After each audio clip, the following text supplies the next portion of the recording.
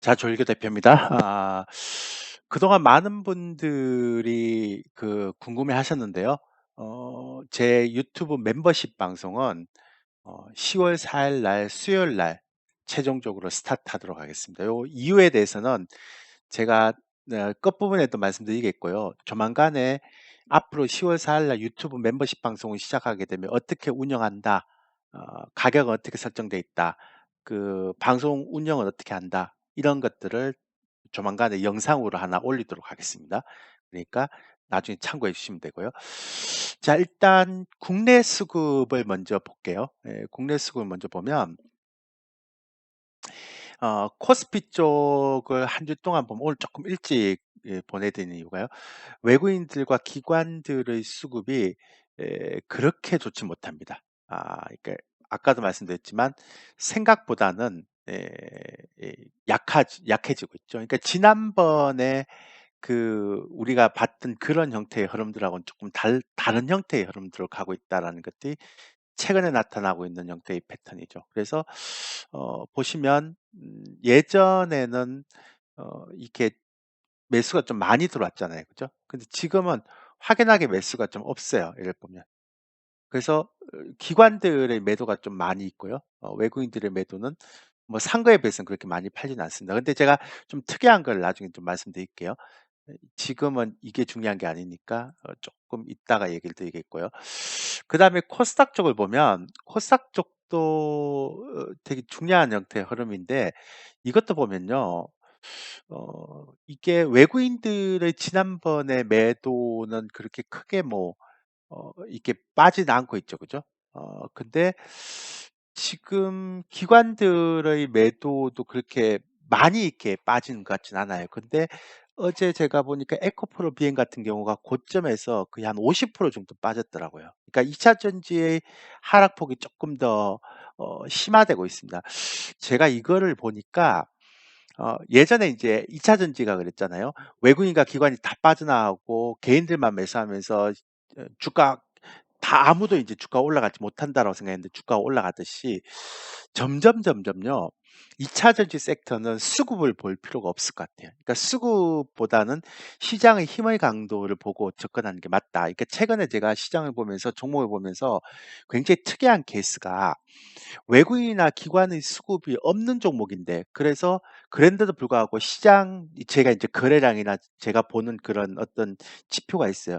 그 지표상으로 굉장히 잘 견디면 급등하고 있거든요. 제가 이 7월 달에 와우넷 7월 말에 와우넷 유료 방송을 그만두면서 기존 유료 회원님들한테 이제 현대 로템부터 시작해서 뭐 굉장히 상반기에 급등했던 종목들을 다 얘기했죠. 수익이 되게 좋았다고 제가 말씀드렸잖아요. 그죠?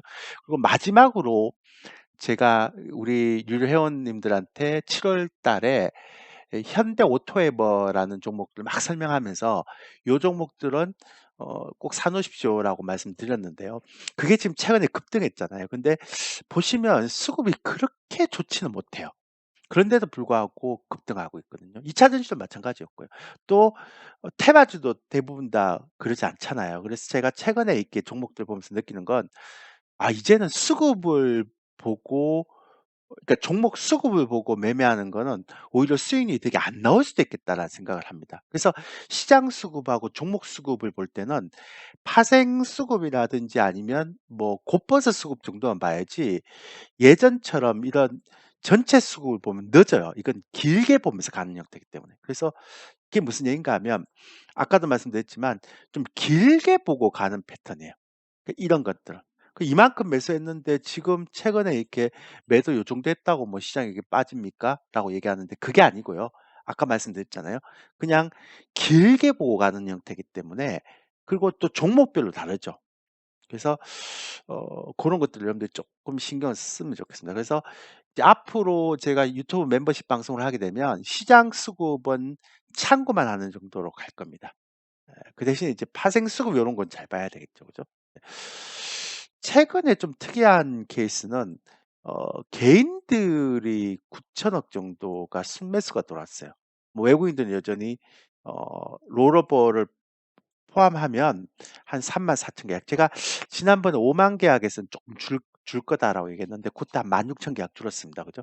근데 여전히 한 34,000 계약 정도 갖고 있죠. 근데 최근에 개인들의 선물 매수가 좀 들어와서 이게 빠져나가지 않는 이상은 계속 좀 변동성이 있을 거라는 생각이 들고요. 곧버스는 제가 여전히 말씀드렸죠. 연도별하고 분기별 얘기 드렸는데 이게 이제 연도별인데요. 제가 말씀드렸잖아요. 이거 제목은 좀 다릅니다. 그래서 이거 분기별이 아니고 연도별입니다. 제가 요거를 바꿔 볼까요? 예. 제가 여기에 체크를 좀 이게 바꿔져 있어서 요게 이제 분기별이고요. 요게 이제 분기별이고 요게 분기별이고요. 그다음에 요게 연도별입니다. 그러니까 요게 어 제가 자 그래서 보면 이게 연도별인데요. 제가 계속 말씀드렸잖아요. 곧버스의 금융 투자가 작년에 사고 올해 또 샀다고. 그래서 1조 2천억을 계속 갖고 있는 거예요. 그리고 어 인버스 같은 경우는 올해 좀 팔았는데도 그래도 작년에 샀던 게 한 5천억 정도가 있기 때문에 이거는 이제 미래에 또 굉장히 좀 부담스러운 악재가 되는 거죠. 아직까지는 아니겠지만 그런 형태의 흐름이고요. 최근에 이제 분기별 곧버스를 보다 조금 특이한 케이스가 1 분기까지만 하더라도 금융 투자가 곧버스를 팔았어요 이렇게. 2,900억 정도. 근데 2 분기에 2천억, 3 분기에 3천억 팔아서 이게 연간 합계를 보면 2,300억 밖에 안 되는데 1 분기를 빼고 2 분기, 3 분기만 합치면 5,300억 정도가 들어온 거죠. 그죠? 다행스럽게 지금 외국인들이 곧버스를 팔아버렸기 때문에 인제 금융 투자만 보면 되거든요. 근데 이제 곧버스는 매수를 하는 게 시장 떨어진다에 대응하는 거고 매도를 하는 거는 포지션이 없기 때문에 그죠? 그러니까 외국인들은 대신에 곧버스를 파는 대신에 선물을 가지고 인제 매도를 해 놨기 때문에. 그죠? 그러니까 금융 투자는 곧버스 매수 그다음에 외국인들은 선물을 누적해서 매도 이런 형태이기 때문에 좀 수급이 좀 취약하죠. 그래서 제가 지난번에 말씀드렸지만 2,600선 중후반을 넘지 못할 것이다. 그리고 계속 박스권이다라고 말씀드렸던 부분이 있죠. 그죠? 그 신용융자도 보면 최근에 좀 특이한 케이스가 8월 25 일부터 9월 7 일까지 4천억 정도 다시 들어오고 있습니다. 그러니까 예전에 4조도 안 빠졌는데 한 5천억 정도 빠졌다가 이 빠졌던 게 다시 들어오고 있어요. 근데 이제 최근에 좀 특이한 케이스를 보면 어떤 케이스인가 하면 수급은 안 믿지만 삼성전자의 수급을 보면 9월 달 한 달 동안 삼성전자가 수급이요.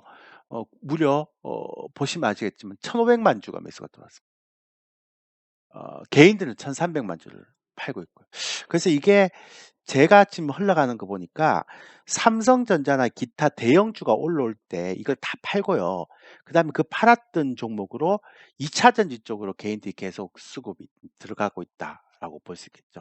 그럼 예전 같으면 삼성전자 팔아서 2차 전지로 빠지고 그럼 2차 전지 삼성전자는 개인들이 팔고 2차 전지는 개인들이 사는 거잖아요. 그리고 삼성전자는 외국인들이 사고 이랬으면 외국인들이 사는 종목도 올라가야 되고 개인들이 사는 종목들은 빠져야 되는데 이번에는 어떻게 될지 모르겠어요. 물론 이제 2차 전지가 예전에는 조금 비쌌는데 이게 어느 정도까지 이제 수급을 제가 요즘 종목들이 수급이 잘 안 맞다고 얘기했기 때문에 그래서 저는 개인적으로 요런 수급의 변화 때문에 삼성전자가 시장을 좀 잡아주고 있거든요. 근데 삼성전자 시장을 잡아주는데 이 정도로 시장이 떨어진다는 거는 굉장히 체감 지수가 안 좋은 거죠.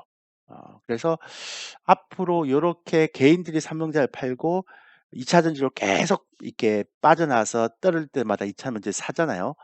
그 수급이 시장에서 어떤 영향을 미칠지를 좀 예의주시해서 보고 있습니다. 이번에도 개인들의 수급이 맞는지 아니면 이번에는 외국인들의 수급이 맞는지 그것도 되게 인제 쪼끔 궁금하다라는 것. 그래서 최근 삼성전자하고 2차 전지 수급이 쪼끔 눈에 들어오는 형태의 흐름이 있습니다.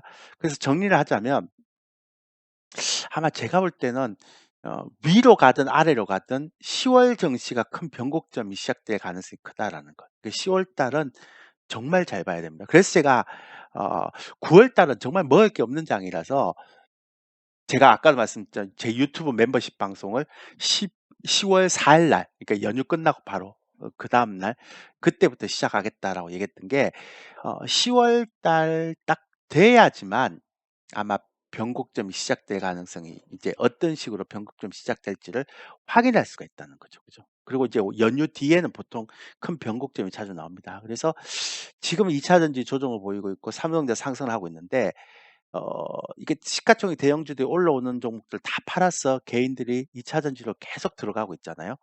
어 그래서 앞으로 이 두 가지의 수급이 시장에 어떤 영향을 미치는지 좀 봐야 되겠지만, 지금 이번 주까지만 보면 지수를 좀 잡아주는 역할은 삼성전자가 하고 있고요. 지수를 하락시키는 역할은 2 차전지가 하고 있습니다. 그리고 박스권 장세고요. 제가 지난번 영상을 이제 제목을 테마주하고 파생만 재밌다 그랬는데, 지난주까지는 테마주가요 굉장히 재밌었거든요. 그러니까 모든 섹터들이 다 올라갔단 말이에요.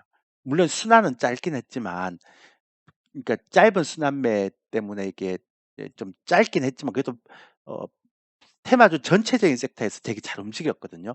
근데 이번 주 보니까 테마주가 점차 약세됐어요. 그러니까 예전에는 한 50%의 종목들이 움직였다면, 이제는 한 상위 한 10% 20%만 집중적으로 상승을 하고 나머지는 굉장히 약해진 것 같아요.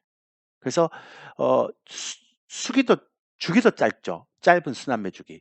왜냐하면 제가 말씀드렸잖아요. 키움대 수익률 대 우승자 애들이 시간 내에서 사서 그다음 날 그 급등하면 팔아버리는 매매를 하기 때문에, 그래서 그런 영향이 있어서 그런지 몰라도 어 수 주기도 짧은데 이제는 그 가는 섹터도 상위 한 10%만 땡기는 장세이기 때문에 그냥 트레이드 장세라고 하기는 했지만, 테마주가 지난주보단 재미는 좀 없죠.